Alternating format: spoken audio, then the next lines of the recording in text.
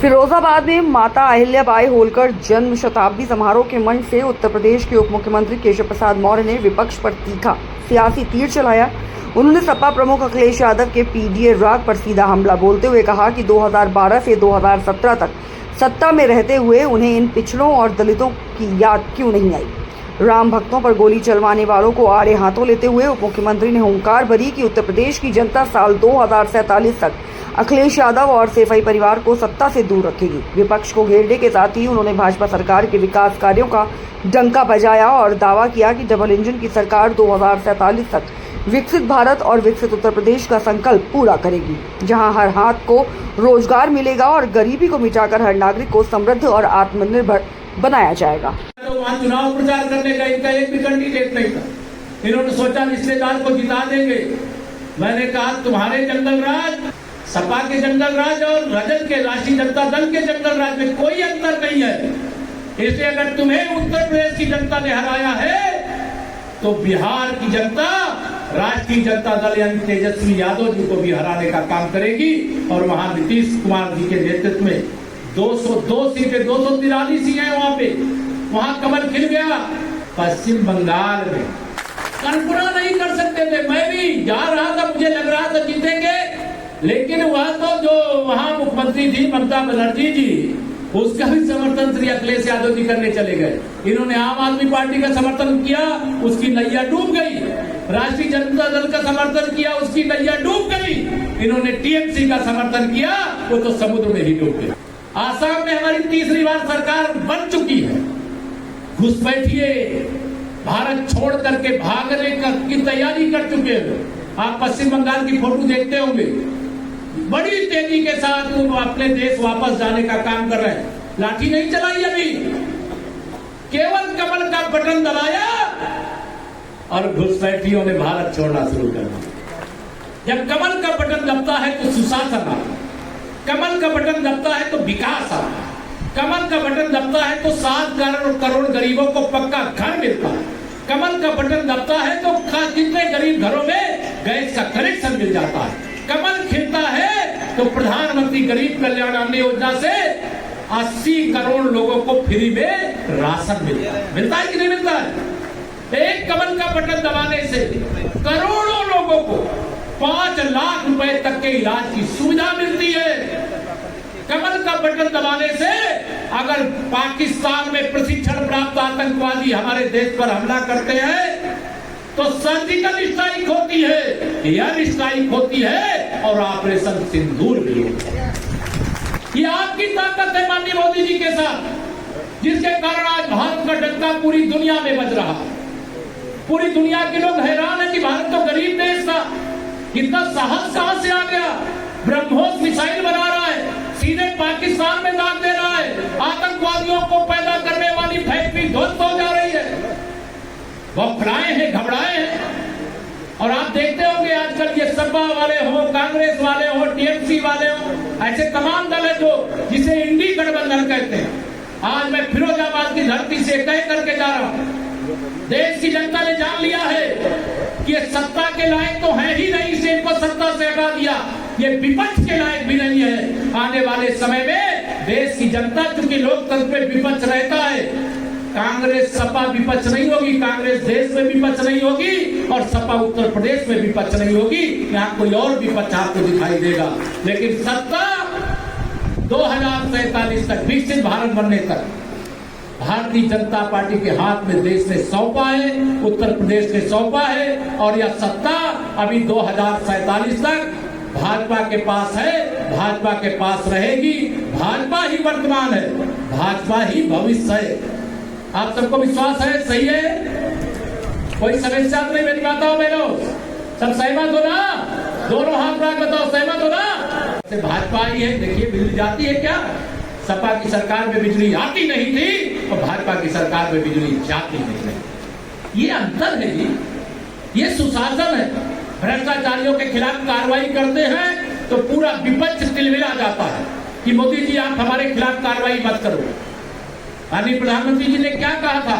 न खाऊंगा न खाने दूंगा, और जिसने भी मेरे देश को, देश के गरीबों के हक को लूट करके खाया है, पाई पाई वसूल करके उन्हीं की भलाई में लगा दिया।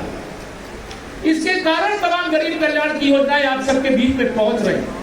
इससे मैं आप सबसे बहुत लंबी बातें आज चुकी। लोक माता अहिल्या श्री कृष्ण की जन्मभूमि पर बने हुए मंदिर को भी आक्रमणकारियों ने तोड़ा था, ईदगाह बना दी बगल में, उसका भी मामला न्यायालय के अंदर चल रहा है। लेकिन हमें वहां पर भी भरोसा है। हम लोग तो जब संगठन का काम करते थे, विश्व हिंदू परिषद का काम करते थे, तो नारा लगाते थे राम कृष्ण विश्वनाथ तीनों लेंगे एक साथ, ये नारा लगाते। लेकिन अभी तो पहली झांकी है, अयोध्या तो पहली झांकी है, काशी मथुरा बाकी है। आप सब विश्वास रखिएगा, जो बाबा विश्वनाथ जी का पुजारी है वो लोक माता अहिल्याबाई होलकर जी का पुजारी। जो बाबा के भक्त ऐसी भक्ति थी कि उनकी जो आज भी मुझे यहाँ पे मूर्ति भेंट की गई है, गुमराह करते हो लोगों को, धोखा देते हो लोगों को। ये जब सत्ता में थे तो बाबा साहब डॉक्टर भीमराव अंबेडकर के नाम से बने हुए मेडिकल कॉलेज का बोर्ड उखाड़ करके फेंक दिया कन्नौज में, और आज बाबा साहब की बात करते हो। जिन पिछड़ों का दमन आपने किया अपनी सरकार में, आज उन पिछड़ों के बीच में पीडीए की बात करते हो। तुम्हारा पीडीए फर्जी है, तुम्हारा पीडीए परिवार डेवलपमेंट एजेंसी है, गुंडों का विकास करने का एक साधन है, मुस्लिम तुष्टीकरण करने की घटिया राजनीति है।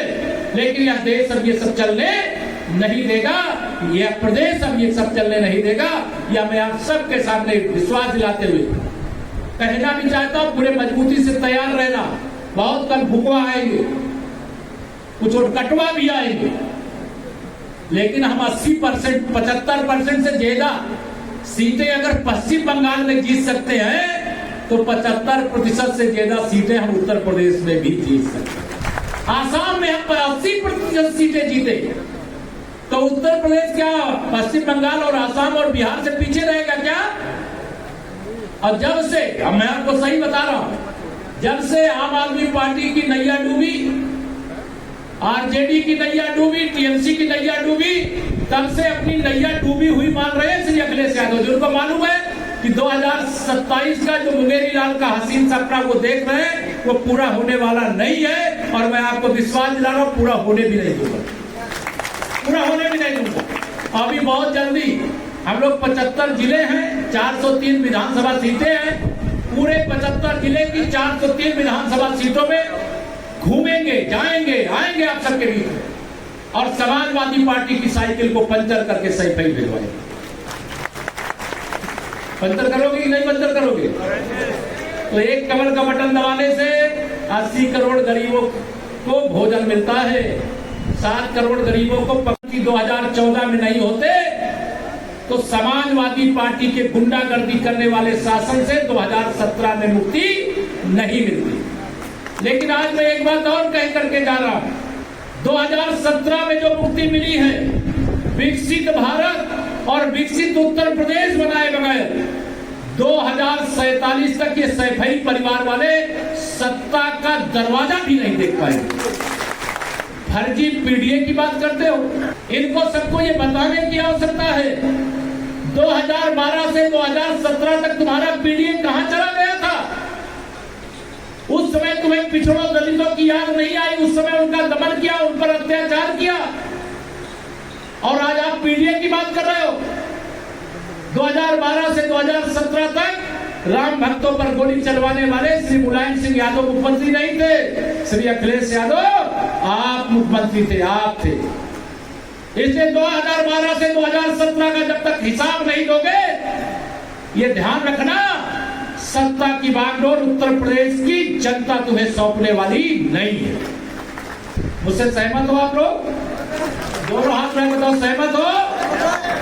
2047 तक जब तक गरीब को अमीर नहीं बना देंगे, जब तक किसान को धनवान नहीं बना लेंगे, जब तक महिलाओं का सशक्तिकरण नहीं कर लेंगे, जब तक हर युवा को रोजगार के अवसर नहीं उपलब्ध करा देंगे, और विकसित भारत और विकसित उत्तर प्रदेश का यही मूल मंत्र है, जब तक इस लक्ष्य को प्राप्त नहीं कर लेंगे, न प्रदेश में सपा चाहिए और न देश में कांग्रेस चाहिए।